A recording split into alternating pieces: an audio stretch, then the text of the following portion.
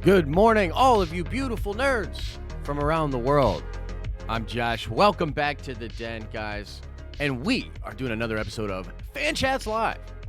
We have to talk about this crazy MCU Phase 5, Phase 4 business. We talked a lot about this during the week, during the show.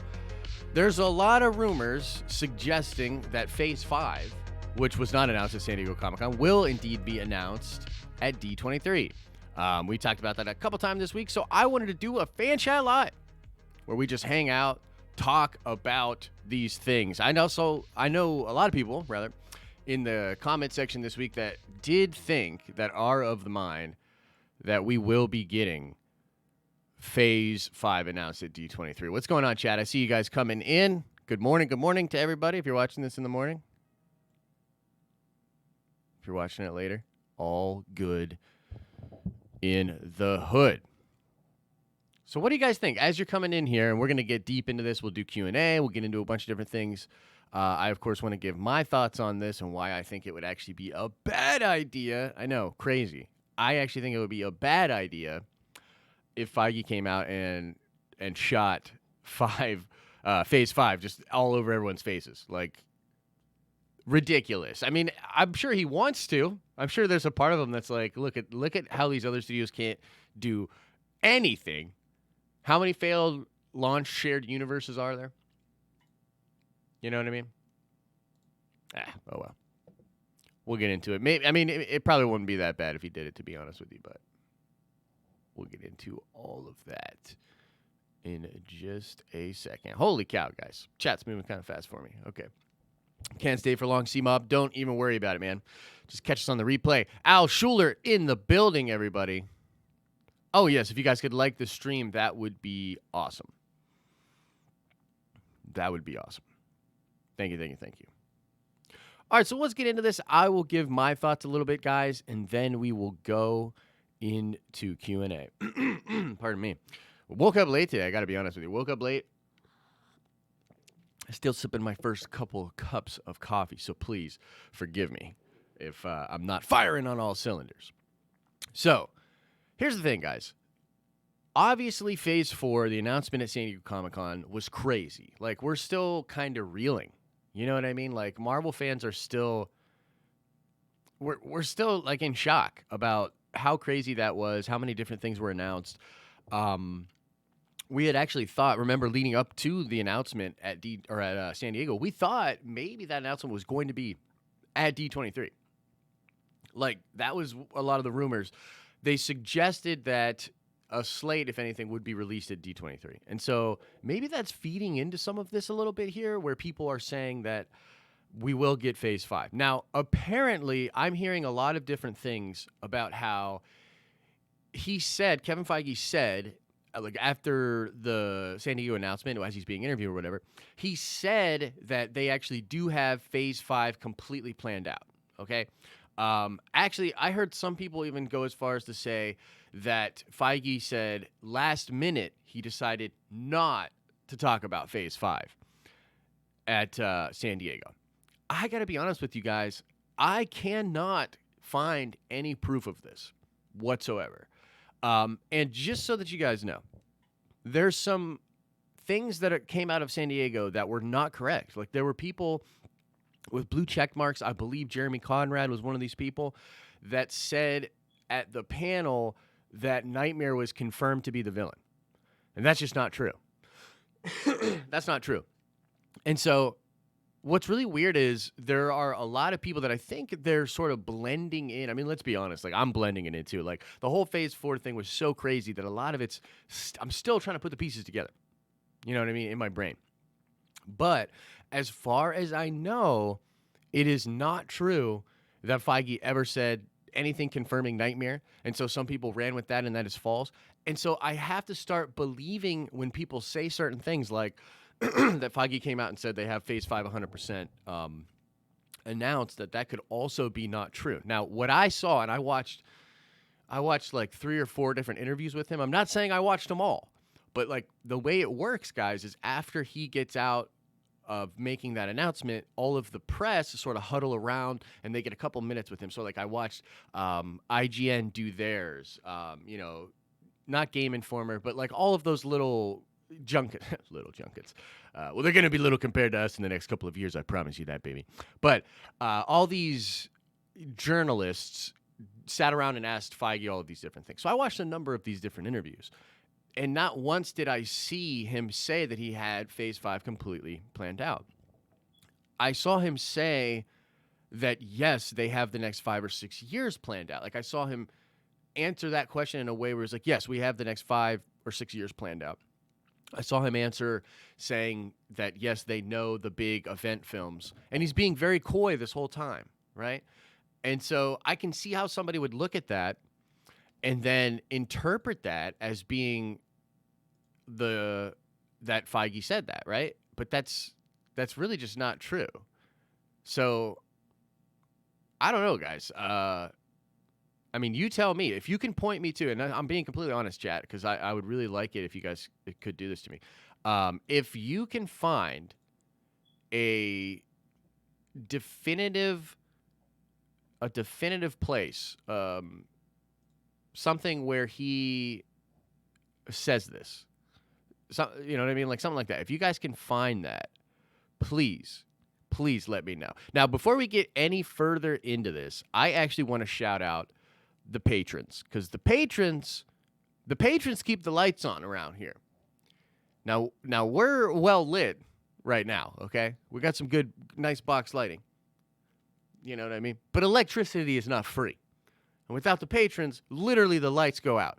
It would be a much darker stream without the patrons, okay? So I want to shout out the patrons. I want to start with the executive producer tier, and I want to welcome Ryan H. I see you in the chat, Ryan. Ryan is one of our new executive producers on the executive producer tier for the Patreon. Definitely helping us out in a lot of ways. These lights are literally on because of this man. And I am very excited about the video we're working on right now. Our first video together, the first video that Ryan is producing, is about Shang-Chi and the 10 Rings, and it's really cool. Now, I kind of was like, hey, man, let's do a little Dark Avengers. Let's put a little Dark Avengers in there, man. You know what I mean? Because you guys know me. I'm obsessed with the Dark Avengers coming into the MCU. But either way, it's going to be a great video. Forgive the Dark Avengers clickbait sprinklings. Ryan had some really cool thoughts, too, so I'm excited. I'm excited for you guys to check that out. So the other executive producer, of course, is Al Schuler. I saw Al in the chat. I'm on the Patreon right here. Let's see if Al is still in the chat. Yeah, Al's probably still in the chat. Executive producer Al Schuler, the main man himself, been helping us out for a long time. Al helps us out quite a bit. I'm excited to get another video working with Al, too. Al and I haven't done a video in a couple months, I think. It's my fault, but we'll get one on there. Rebel Scum, of course, if you guys know James. Maverick Pilgrim, of course. Let's see here. Mark Chandler. Mark Chandler's a new one. We've got Luthien from The Girls with Sabers. We've got 2nd Street Marvel. We've got Joseph Lennon. We've got Letitia McKilry. Let's see here. We got Jim Sawyer. Jesus Bays. James Tolliver. Jake Bauer. Isaiah Prince. Heidi Long. Heidi Factor. Daniela Torres. Chad Williamson. Kara Mursky. Brian Miller. Barry Bophy. Anthony Roberts. Andrew Needham. Alex Gonzalez. Aaron Quinton. 2nd Street Marvel. Abby Lugo. And I got to be honest, there might have been some that I missed there because Patreon is stupid and it's putting up all the patrons we've ever had, including some people that are no longer patrons. So if I missed you on that, patrons, I apologize, but you guys know who you are. By the way, patrons, we're doing our fan chat, not fan chat, we're doing our Patreon exclusive live stream on Monday. We've got a lot to talk about. This whole ninja business, if you've been a patron, you know what I'm talking about because we've been talking about Twitch on the Patreon. Monday, we're talking about Ninja. We're talking about Patreon. We're talking about Twitch. Weird things going on in the entertainment nerdy world. That's for sure. But Al Schuler's on the road, but in the building. What's up, guys? Okay, so let's get into this, guys. Feel free to start dropping in questions. We'll just get into Q&A.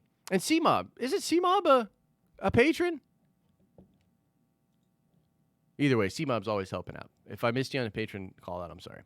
But yeah, let's get into Q&A, guys. Feel free to drop some stuff in. The main thing I want to know from you guys as we start this is, do you agree that it would be a mistake to introduce Phase 5, or you think Feige should just do it? Because I suppose there's something to be said. Like, I suppose you could say, well, hey, man, Phase 4 is only 2 years. If they do another 2 years, that's still only 4 years. That's still not even close to what it was like, when we were introducing, Phase 3, Phase 2, Phase 1. All of those things together, they had like an enormous lineup, a huge lineup. Gotta go, Josh. Wish I could hang out, but I gotta go. No worries, C-Mob. Take it easy, brother. Nicholas says, just do it. He should reveal one thing. Do you think maybe Galactus and Tyrant could be the big villain in the next phases? Yes, I do. Well, sort of. I mean, Rocket Torres, I covered that yesterday. I thought it was crazy, like everyone else. That scoop from Jeremy Conrad about Galactus, ridiculous. But I really don't think he's going to be the overarching big villain, particularly because you bring Tyrant in. Like, one of the things I mentioned yesterday was when you bring Tyrant in, it sort of allows Galactus to become a sympathetic character. So Tyrant is sort of like even more dark side than Galactus, and he destroys entire galaxies as opposed to just planets. And in the 90s, in that Silver Surfer run, and in a lot of like cosmic runs, like Tyrant allows Galactus to sort of be the sympathetic character. So it would be dope if you bring Tyrant in and have it face off with Galactus. But I don't think they're going to bring Tyrant and Galactus and have them both be bad guys and both be major big villains for the MCU. That just feels a little too weird, right? Like, that's pretty grand scale. And why do you need Tyrant at that point? Just bring in Galactus. So, thank you for the question. But, yeah, I think that the way you do that, and what I said is you do a Fantastic Four movie where the Fantastic Four kind of team up with Galactus. That would be dope. Yeah, Nicholas says Galactus isn't a villain. He's not really a villain, but he is a villain in a lot of comic book runs, particularly like the one Cataclysm when he comes into the Ultimates universe. I mean, he's a villain in that. You know what I mean? He's not really a villain, but he's a villain in that run. Schizophrenic says, just do it. All the hype will be there, unlike with Phase 1 or 2. Mulford says, I think there's an argument for both announcing 5 now and later. Even the hype around Phase 5 seems to be overshadowing Phase 4, which sucks because there's a lot of insane ideas in Phase 4. That's a good point. Actually, I'll get into that in just a second. Norman Rad says, I think Feige knows what Phase 5 will look like, but I don't think he's going to give us anything besides vague teases, and I want and love that. Yeah, I agree. I really hope that that's the way they go, too. Let's see here. Maverick Pilgrim says, I don't think they will lock themselves into Phase 5 so early when there are so many moving parts with the former Fox, Disney Plus, etc. Please talk about Fantastic Four. All right, so let's get into. So let me ramble a little bit about some of those things, some of those points that were just brought up, because it's really interesting stuff. Okay, so there is an argument to be made, and I've not really heard a lot of people make this argument, but it's something I thought of when I was thinking about this.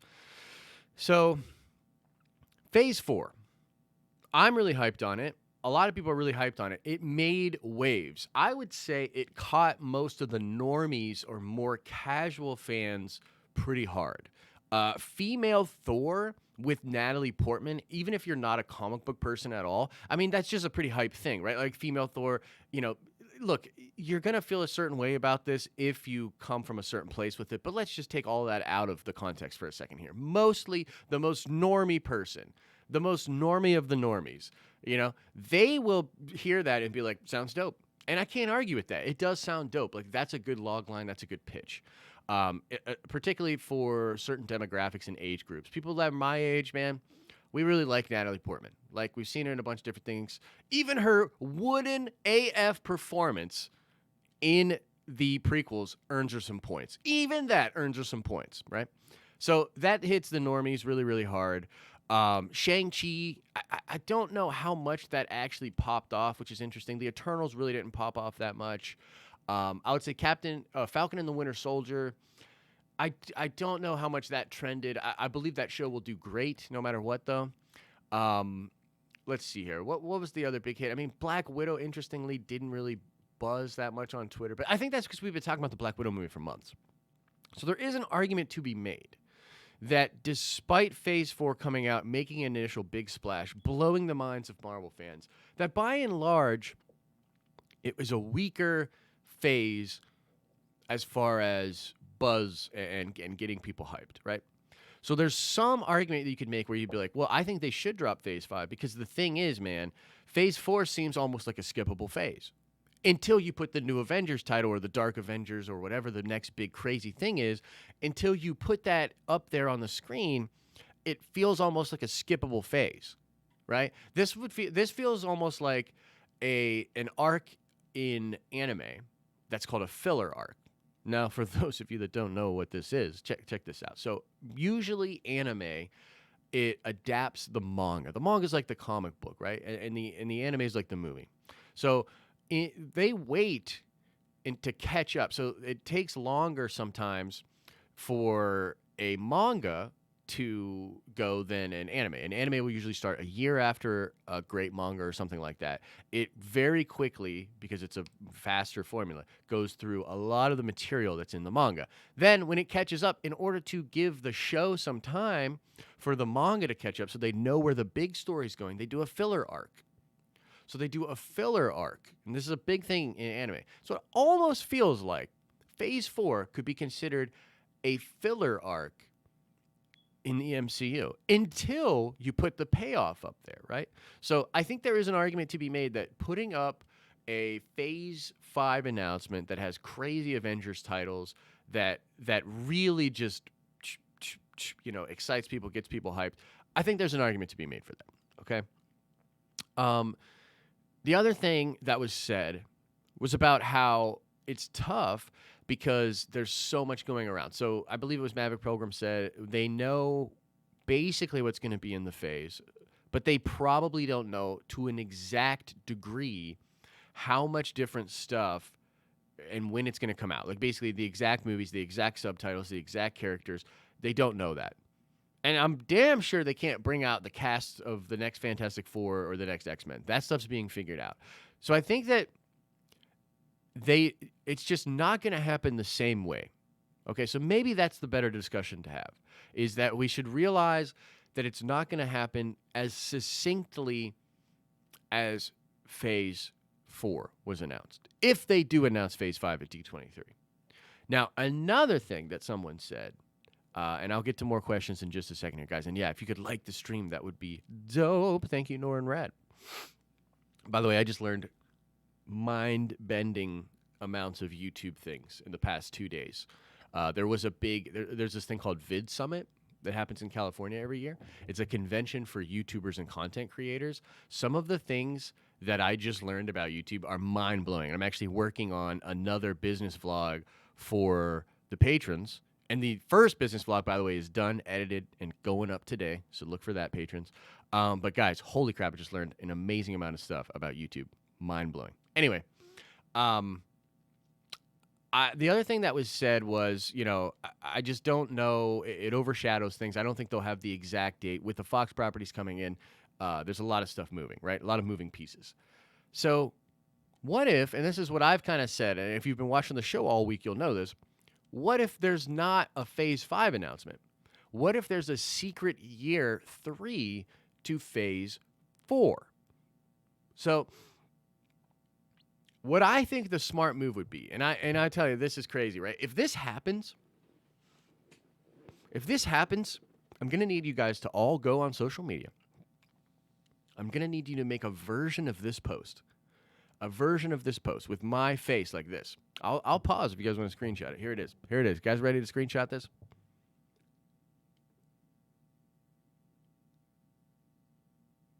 Okay, that's me. Screenshot this, and be like, in your post, this is the guy that called it. This is the guy that called it. Anyway, this is what my prediction is. Year 3 of Phase 4. And year 3 is Captain Marvel 2, Black Panther 2, and the New Avengers. I wish it was the Dark Avengers. Maybe it'll be the Dark Avengers, but I think it's New Avengers. So why that, right? Because think about it.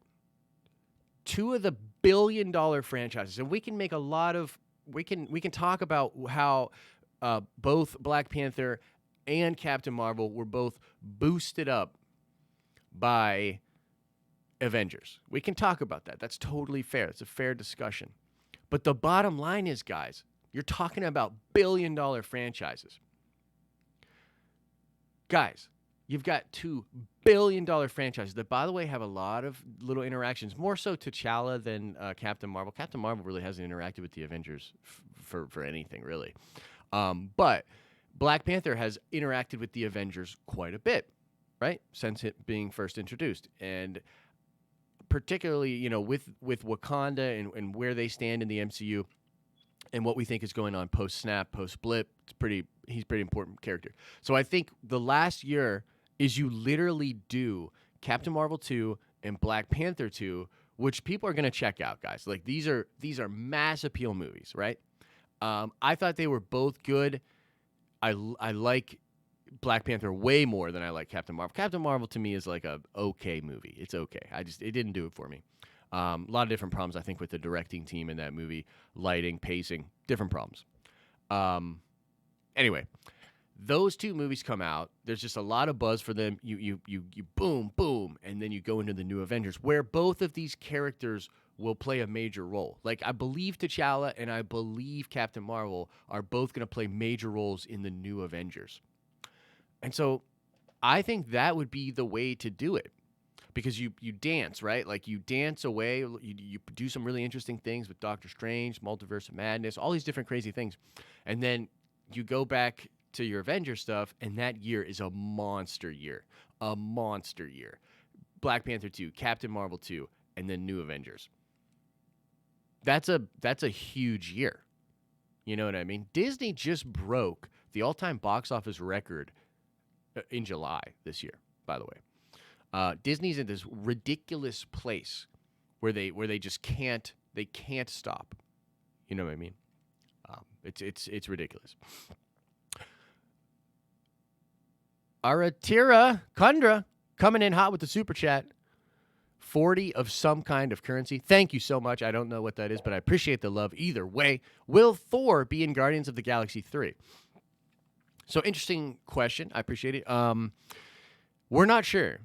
So, the way we originally thought this was going to go down was that, yes, Thor was indeed going to be in Guardians of the Galaxy 3. Not so sure anymore, because Love and Thunder is going to take place canonically within the timeline before Guardians of the Galaxy Volume 3. Not to mention the fact that James Gunn had a script for Guardians of the Galaxy Volume 3 before Endgame, before any of that happened, before they made the announcement for Taika Waititi and doing Thor 4 and, Love and Thunder, all that. So there's a script out there. I'm not saying they can't make changes to it, but there's a script out there. Gunn has a story. James Gunn has a story. And by the way, I think Guardians of the Galaxy Volume 3 is going to be one of the best MCU movies. I was not a big fan of Guardians 2. Like, I was not a big fan of it.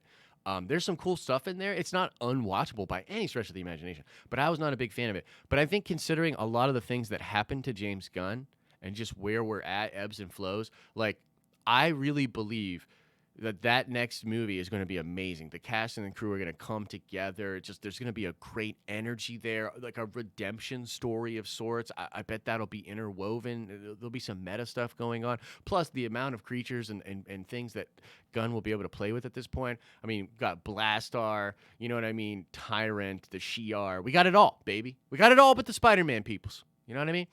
So I think that movie's going to be absolutely incredible. But as far as Thor is concerned, I don't know, man. All we know is that he's getting a ride with the Asgardians. That's what he says. He's like, when he's talking to Valkyrie at the end of Endgame, and I know we've all recently rewatched Endgame since it came out on digital, but what he says to Valkyrie at the end there is, I've got to, be who I am and not who I'm supposed to be. And then he says, she's like, what are you going to do? He's like, I don't know, but I've got a ride, though. And that's when you cut to the Guardians. So he's got a ride. So where's he going to go? He's probably going to be going around the galaxy. We also heard that the Collector and the Grand Master will probably be in Thor 4.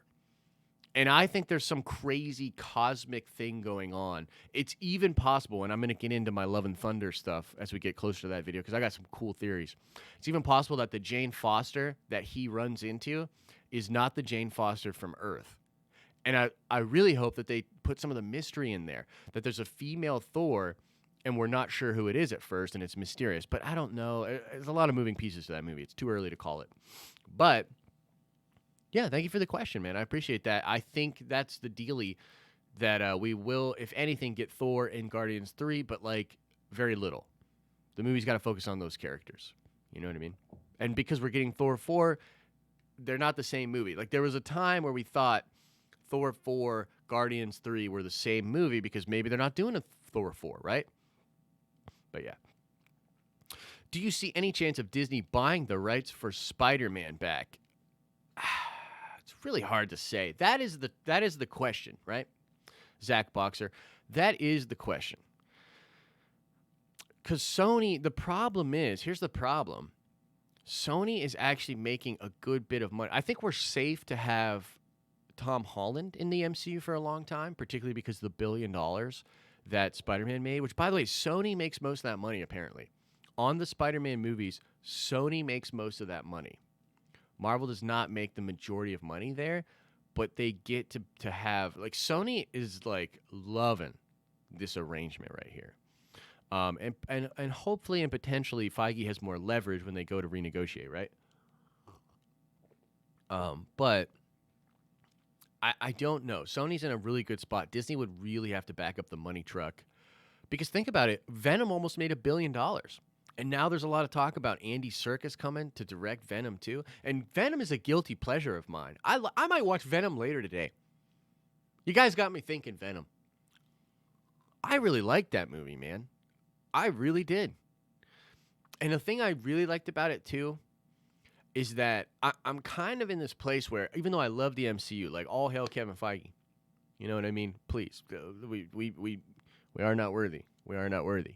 But I kind of like my campy, ridiculous comic book movies, too. So Venom kind of felt like a throwback to, like, 90s movies, like the Tom Jane Punisher. You know what I mean? Like, don't you like a little of that flavor, too? So, you know, it's cool. Oh, Pennywise the Clown with his breaking news. Pennywise?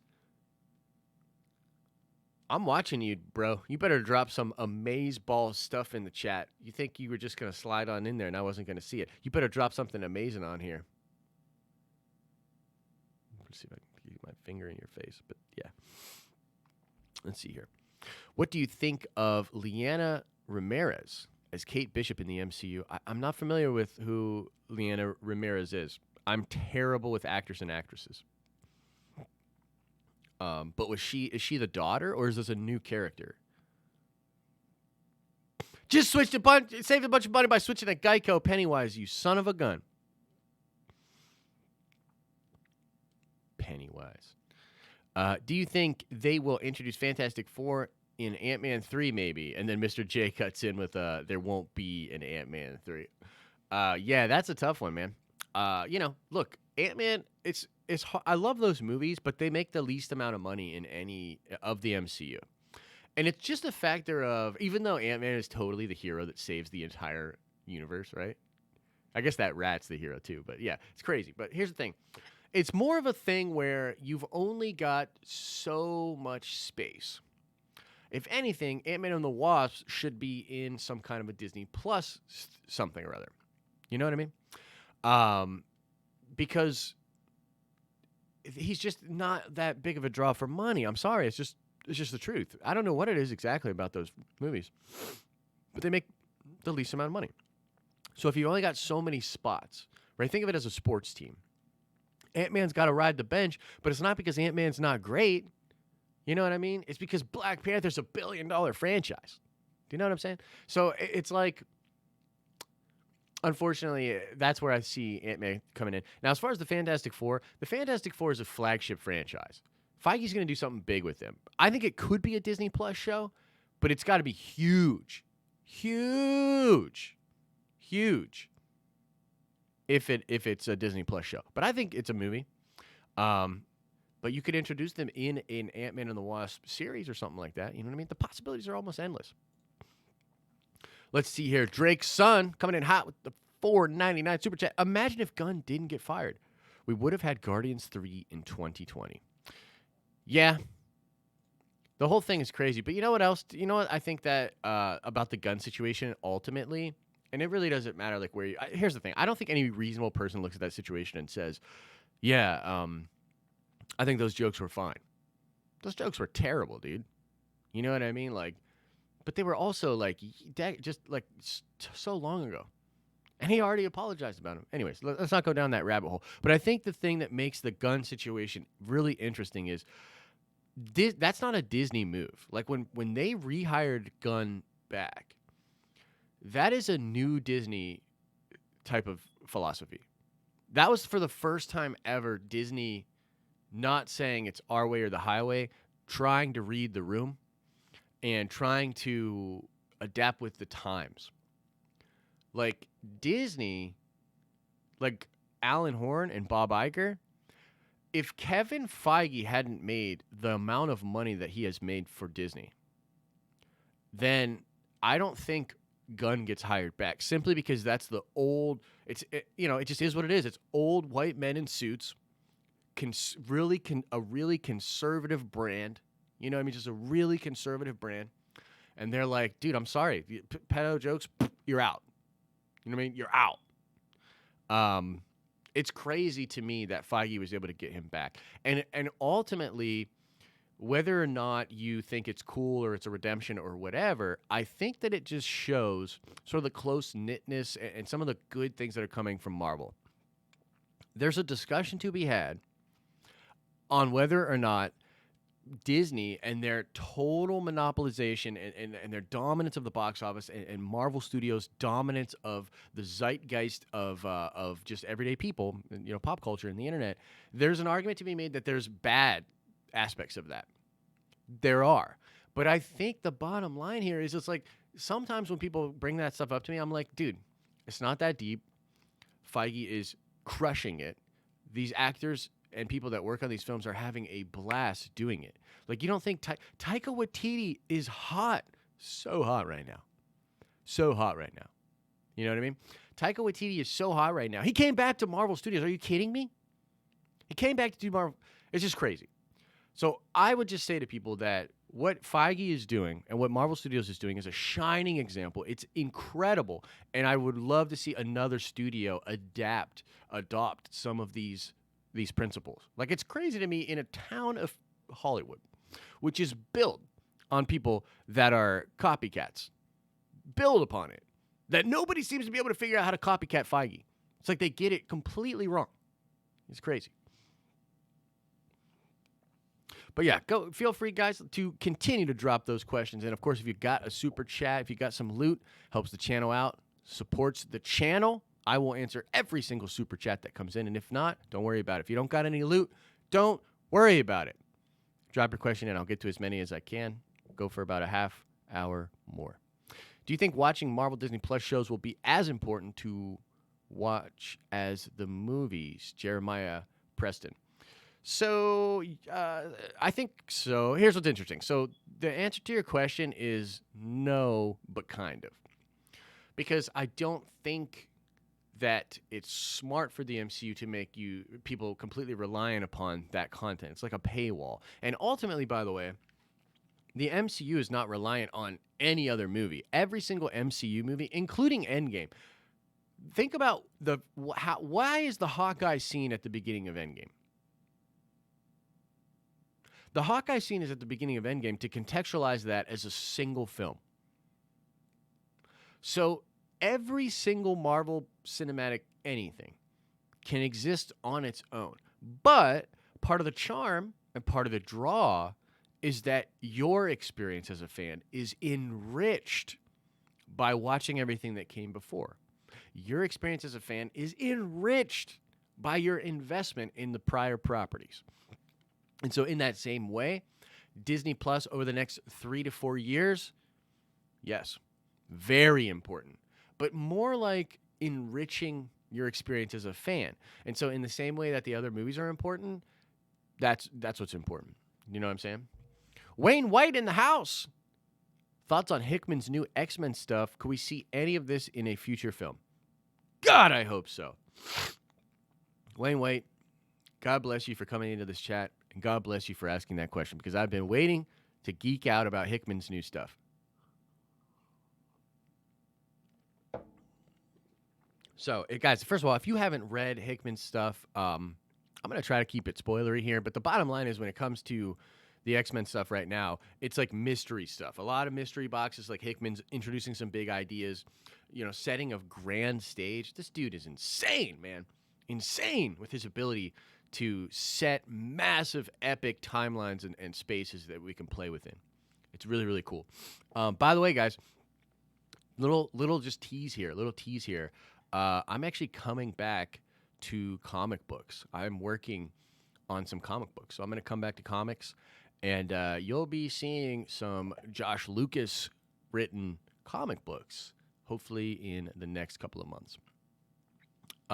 But yeah, as far as Hickman stuff, and Enrique, I see your super chat. Thank you so much. I'll get to that in just a second. In fact, let me screenshot that so I don't miss it. All right, let's talk some Hickman stuff. Give me just 1 second here, guys. I've got to geek out. The Hickman stuff is absolutely amazing. One of the things that I love about it, and Jonathan is so good at doing what feels familiar. Like it feels really familiar. I'm really interested, like as far as a hardcore nerd, I'm really curious about some of the things he's cherry picking. Like he's done some stuff from, like he's referenced some events like Days of Future Past by bringing Nimrod back. He's referenced certain groups. Like there was a group that was invented in Grant Morrison's new X-Men run that was this sort of group that kept a watch on mutant kind and sort of kept a calculation on mutant kind to see how much of a threat or whatever they're going to be. Just mind-blowing how he's cherry-picking these different things. But anyways, the whole idea is that mutant kind, there was this massive genocide on the island of Genosha where 16 million mutants were destroyed. Now, Hickman sort of ignores House of X, which I find interesting, but right now the whole idea is that mutant kind were going to be the dominant species on the planet except for what happened on Genosha, okay? And so this calculation began, and the X-Men, led by Charles Xavier, decided that they will inevitably become the dominant species of Earth, but they've decided to do something really cool, and they're just going to live on their own island. All they want is their own place to just be left alone, and this would be the island of Krakoa. If you're a hardcore X-Men fan, Krakoa has been a part of the X-Men's history for a long, long time. It is sort of like this living or sentient island, right? And so it's just dope that he's using all these ideas. But the basic premise here is that in House of X, you're realizing that this is the house that Xavier is building. Xavier, in the current Marvel timeline, has told the world. He put out this psychic message. Everybody on the planet got this psychic message. And basically it was just Charles Xavier saying, hey, we're mutants. We want to be left alone. We're going to go live on this island. Leave us alone. And they're also giving humans these crazy beneficial drugs to kind of keep us happy. And the idea is that there's, in the second book, there's this war that goes on between machines, mutants, and mankind. And you see the inevitable, ridiculous outcomes of that way in the future. And so we're going to sort of see how we get there and see how things are changed. And I know that sounds ridiculous, so I'll stop talking about it right now. But damn, I love me some Jonathan Hickman stuff. Jonathan, man, going for it. Going for it with the X-Men stuff. And do I think that some of that will be adapted into the film? I really hope so. Particularly with the mutants becoming their own thing and their own sovereignty. But that's an X-Men trope, right? They want their own space, right? So I think so. Hopefully we get some of this goodness we're going in here. It's too early to tell if there's some crazy moments and some twists that we can bring in. But yeah, let me get back to that question from Enrique. Thank you for the super chat, my friend. Let's see here. Do you remember Mahershala Ali in the show The 4400? Glad to see he's in the MCU as Blade. It's perfect. I never watched The 4400, but my favorite performance of Mahershala Ali, and I loved him as Cottonmouth, and I saw him in something before he was in Cottonmouth. It wasn't The 4400. I want to say it was a film. Man, I don't remember. I got to look up his filmography. But when I saw him in the 3rd season of True Detective, I was just like, that's a mind-blowing performance. He plays 3 different versions of himself, young man, middle-aged, and older, and he just nails it, dude. His chops are absurd. His chops are absurd. And yeah, he's perfect for Blade. So, and Feige still believes in, I haven't seen Green Book, actually. I should watch Green Book. I haven't seen it. But I'm sure he's insane in that as well. I mean, the dude's he's just an absolute monster. One of the things I think people don't give the MCU enough credit for is the acting. And it's all the way down. There are little moments in Endgame. One of my favorite moments, you need good chops to play a vampire. I see what you did there, Maverick.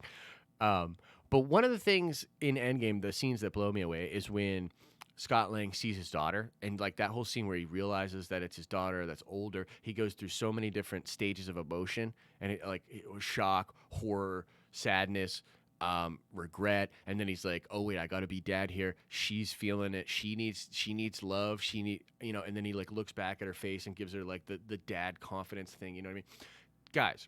That scene is 5 seconds, and it is insanely acted by Paul Rudd. And if you don't have the caliber of actor there, it just doesn't work. And you start to compound that over time in these films. And I think that people don't realize that you get the high caliber actors because at the end of the day, it's still the most important part of the movie. The special effects, everything are great. But if we don't genuinely care about these characters, it's all for nothing. So it's insane that we get Mahershala Ali. Insane. It's like an embarrassment of riches. Do you know what I mean? That we have going on in the MCU. What would you cast The Rock in the MCU? Pennywise asks. Maybe Sabretooth. That'd be kind of cool. I think you could definitely play a cool Sabretooth. A Sentry, maybe. I don't know.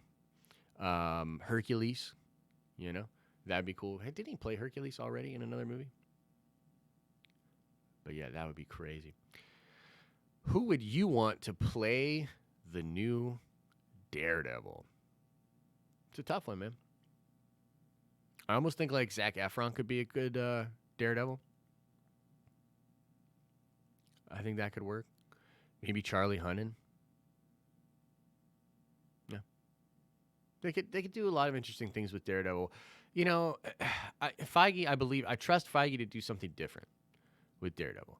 The show gives us this really intimate moments with Matt.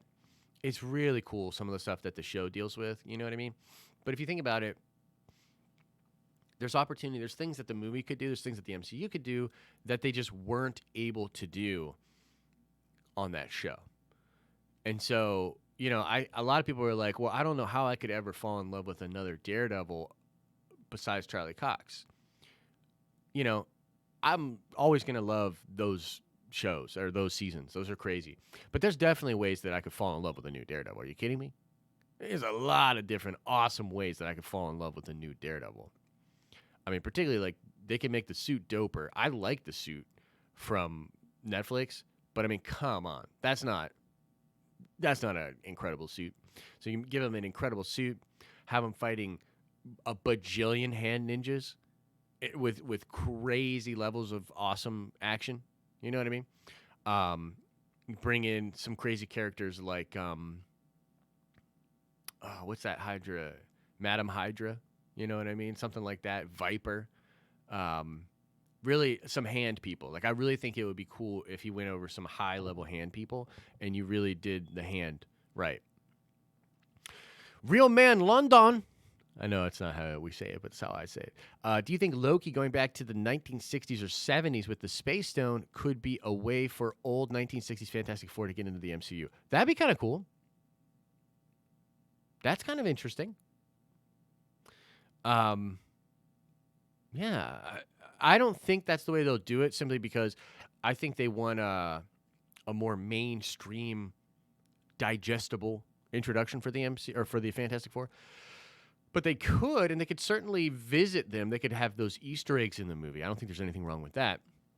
But as far as the Loki that's in a different timeline, introducing the Fantastic Four, I just don't think so, because it's a branch timeline. Like, I think part of the reason the Loki show is going to be so interesting is that he's going to be messing around with this branch timeline and doing some terrible stuff. But kind of, I think one of the ways that fans will get over it is basically being like, yeah, it's not the real timeline. You know what I mean? So, like, we're not really that mad at him or whatever. Who would you cast as Iron Fist? Dude, that's a tough one. Taron Egerton could definitely play Wolverine. I think that would be cool. Dude, have you guys watched, let me know, chat, have you guys watched The Boys? Amazon's The Boys? Because that is legit some of the best superhero stuff I've seen in a long time. It's insane. It's so dark. Love it. Garth Ennis type stuff. Crazy cool stuff. But the main character in there, and I can't believe I'm blanking on this dude's name. Who plays the main dude? The bearded guy. Why am I blanking on him?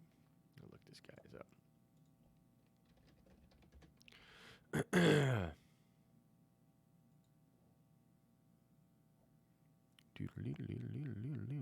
You know Seth Rogen and Eric Kripke were involved with this?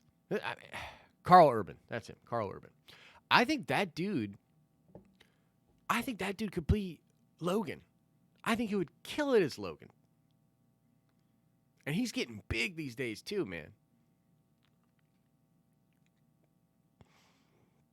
What about the actor playing Kingpin? They're going to replace him because he's a great actor in my opinion. Yeah, it's just, look. JK Home Music. I know it's a tough one because I know a lot of people have emotional attachments to those characters. Technically, Feige brought back J. Jonah Jameson, and it was the guy that played J. Jonah Jameson before. So I see where you guys are coming from with that. But it's also that dude's like bald, and he's just a different version of that character. And so you could technically bring in Vincent D'Onofrio and do Kingpin. You could definitely do that.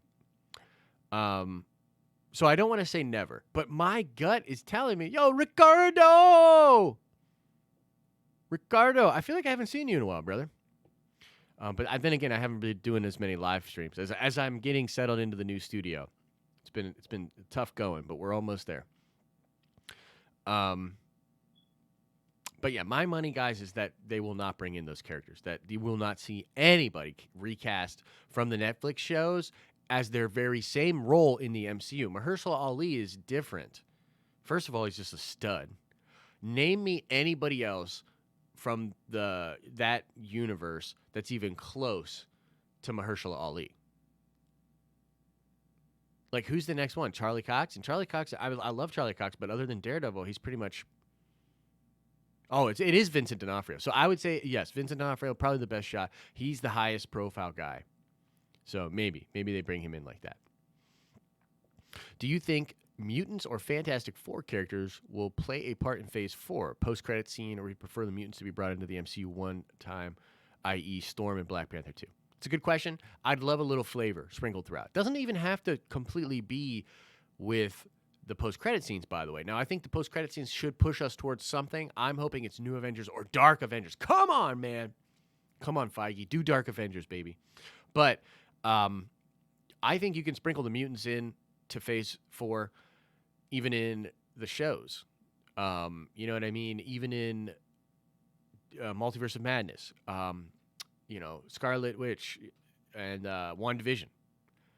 Particularly with Wanda. You can make her a mutant. Think about that. What if they make her a mutant? Her powers are accelerating.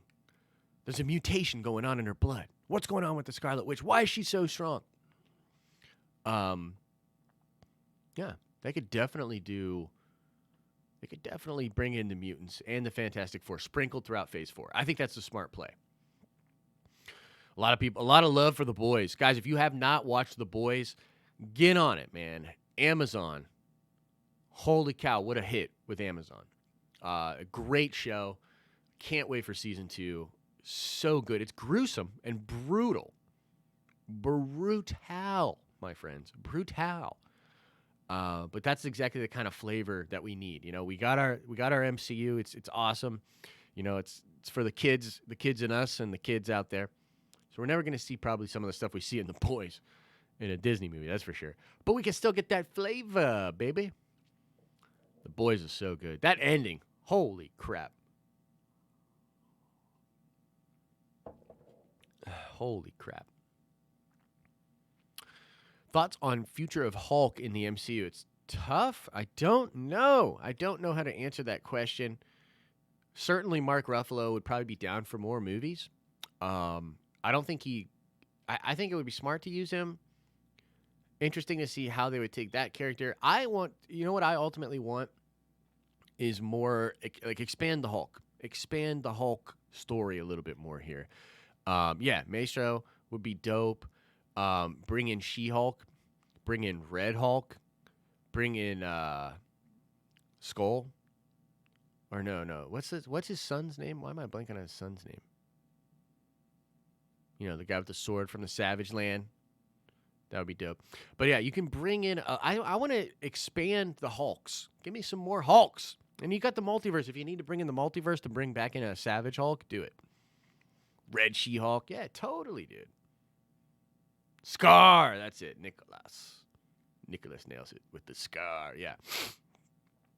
That would be sick. Fantastic Four to appear in Spider-Man 3. Elizabeth Moss as Sue Storm. That'd be cool. Yeah, that'd be hella cool. Yo, bro, what do you think of the Enchantress and the Wrecking Crew attacking New Asgard? That would be dope, dude. That would be really cool. There's so much cool stuff that they can still bring in. There's so many awesome characters that the MCU still can bring in. Of course, I'm loving me some Moon Knight. By the way, if you guys haven't seen that Moon Knight, it's just one of those stupid, weird YouTube things where I published that video and then 3 days later made it, like, public for everybody, and it just didn't pop. Like, it just didn't pop the same. And it's crazy. YouTube is weird. Namor the Submariner. Yeah, they better not nerf him either. Gore the God Butcher is dope as a dope character. That would be sweet. Heard that Ant-Man characters will cross over with the Fantastic Four. Yes, I've heard that rumor as well, but it's the old versions, not the new versions. So it's old Janet and old Hank Pym from like the 60s and 70s time period, and then Fantastic Four gets trapped away in the negative zone. I'm down with that. That would be dope, actually. I think that's a cool way to bring them in.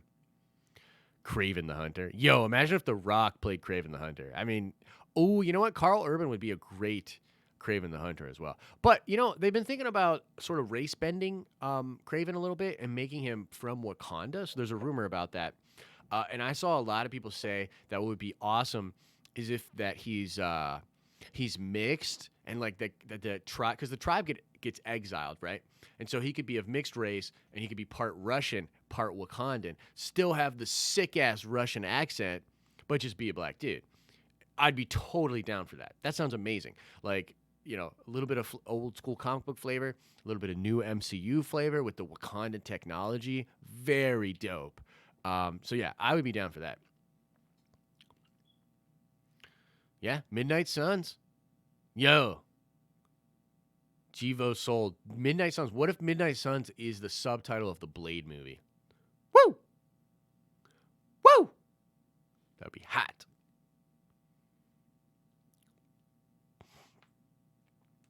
The original White Wolf was white, so he doesn't have to be black. Well, he doesn't have to be anything, but I just think it would be cool. How Carl Urban is already in the MCU? Where? When was Carl Urban in the MCU? Is it a Netflix shows? Is it Agents of S.H.I.E.L.D.? Is it freaking Inhumans, which definitely don't count?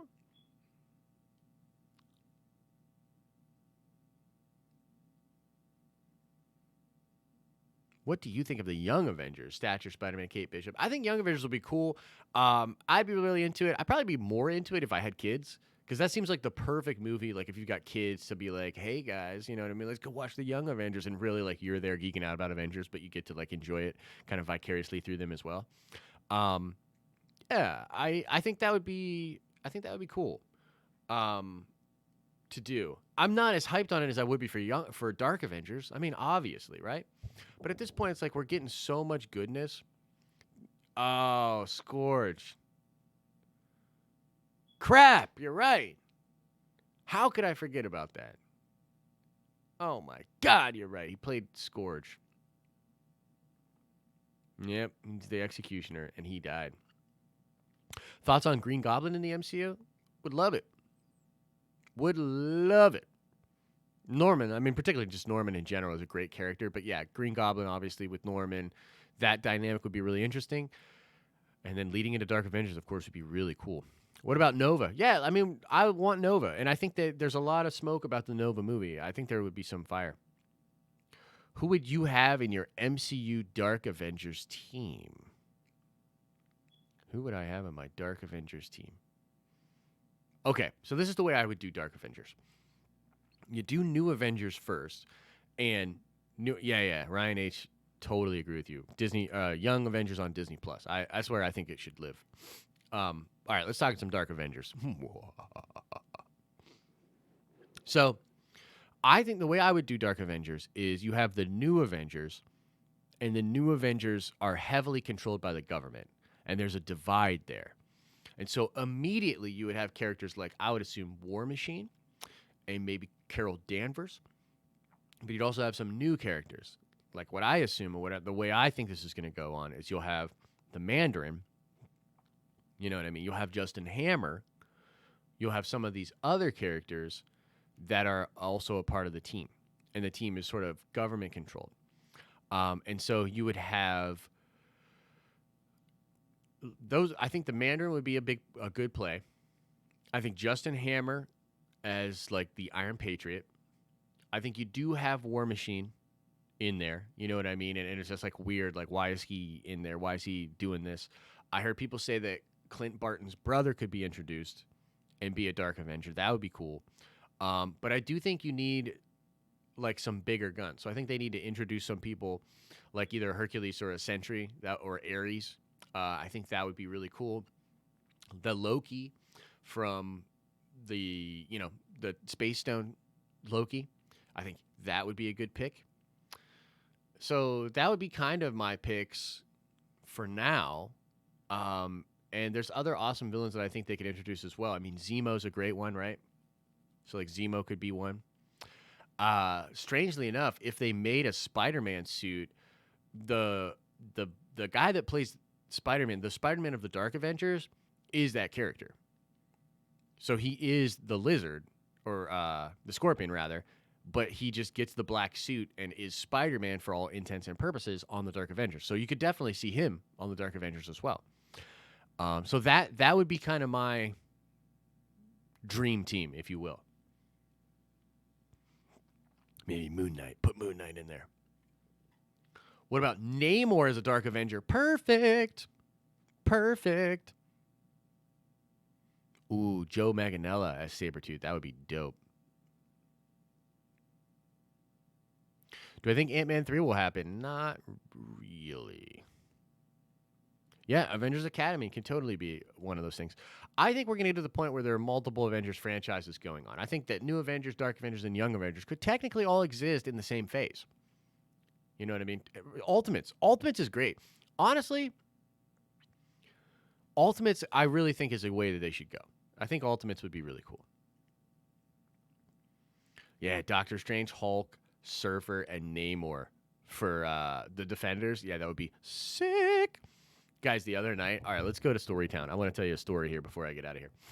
And there'll be plenty of more Fan Chat Lives. Subscribe to the channel. Make sure you subscribe with the notifications enabled. Like this stream. How many likes are on this stream? Help me out, chat. I can't see. Oh, I just got the answer. Not enough. Not enough. Do me a favor. Move your finger. the 4 inches total that it'll take and like this stream. If we don't get at least 100 streams in the next 5 minutes, if we don't get up to 100 likes in the next 5 minutes, I'm done. I quit YouTube. I quit. Let's get those likes up there. Okay, let's go to story time. So the other day, I was at the magic shop. We were playing EDH Commander. And by the way, I pulled off one of the sickest victories I've ever had. It was insane. It was insane. But anyways, afterwards, me and my buddy were thinking, we were like, okay, well, what do we want to do tonight? I was like, well, for old time's sake, bro, let's grab a pack of hero clicks each. So, Wayne White, doing it big on watching on 2 accounts at the same time. My man. So I was like, let's get a pack of hero clicks. Hero clicks is like a little tabletop game that you play with little figures. They're Marvel or DC or whatever. They're heroes. So we got this pack and we played sealed. So it's random. It's random what you get in the pack. Okay, now I picked the Secret Wars Battle World set, which had all these different versions of characters, because of course I did. And my buddy picked the X-Men. Okay, so my buddy picked the X-Men.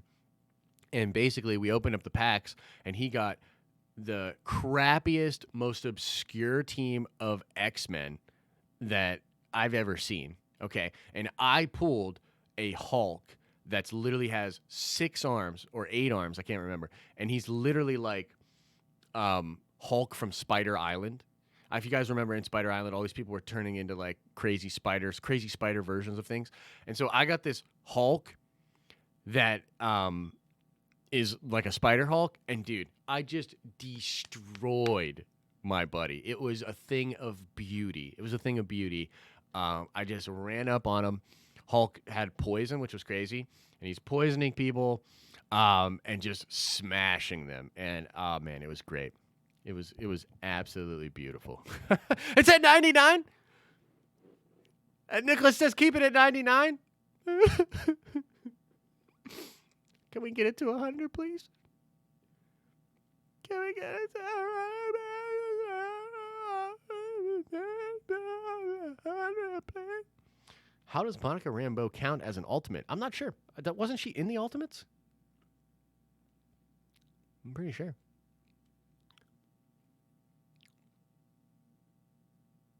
$101. Bam! Boom. All right, cool. I won't quit. Cool, guys. I won't quit YouTube. Yeah, Tyrant, dude, Jake Bauer. That's a browser. That's a good point. All right, guys, I'm going to get out of here. Thank you so much for tuning in for this episode of Fan Chats Live, talking about Phase 5, talking about Phase 4. Look, I could be wrong. Feige could drop some Phase 5 on us at D23. Either way, we're going to be covering it, and either way, we're going to have our minds blown, and we'll probably do a live stream after D23 here on the channel where we'll talk about all the different things that are announced. There's a lot of cool Star Wars stuff that should be announced at D23. Am I doing a Star Wars Sunday video? Heck yeah, I am. I'm actually going to do a live stream tomorrow. I'm going to do a live stream tomorrow talking about where in God's name is the Episode 9 trailer. Where in God's name is that trailer? That'll be what the live stream is tomorrow. So thank you guys so much for tuning in. As I always say, I hope you're having an awesome and a nerdy day, and I'll see you in the next video.